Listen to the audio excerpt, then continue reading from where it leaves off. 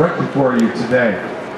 In fact, if you sign on board her, and trust me, you are never too old to run away to sea, if you sign on board that ship today and go voyaging, you will experience life pretty much the way it was in 1812. You will eat at a portable table in between decks on the gun deck, which means you're going to be walking stooped over about halfway.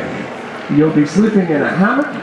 The last time I was aboard her, we were still doing dishes on wash tubs on deck, and you will be basically experiencing life on board a very, very early 19th century vessel.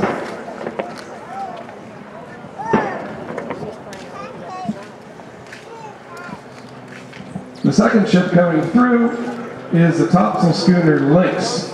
She's sponsored by the Erie Federal Credit Union, and she is also a replica of a War of 1812 era vessel. Now, she is known as a privateer. Now, what privateers are basically legal pirates. When the United States entered the War of 1812, the entire American Navy consisted of only 17 ships. 8 frigates, 2 brigs, and 7 assorted smaller vessels, including just a couple of schooners which had recently seen service against the Barbary pirates on the north coast of Africa. There was very little battle experience in the entire fleet. So what do you do if you want to get your Navy larger very quickly? You issue what is called a letter of marque, and that is a license to raid upon the enemies of your nation.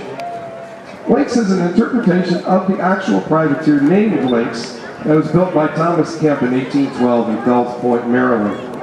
Although she was captured early in the war, the design of the original Lynx served as an inspiration to the many, many ships that would follow. Unfortunately, the original Lynx was captured at the mouth of the Rappahannock River and was put into service for the Royal Navy.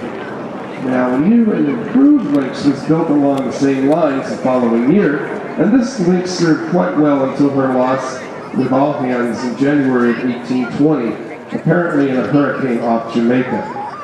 She still continues to inspire today, and in fact, on July 28, 2001, another Lynx was launched, this time in Rockport, Maine. Honoring the design and intent of the original privateer, the vessel you see in front of you today was built as a living history museum dedicated to those who cherish the blessings of America.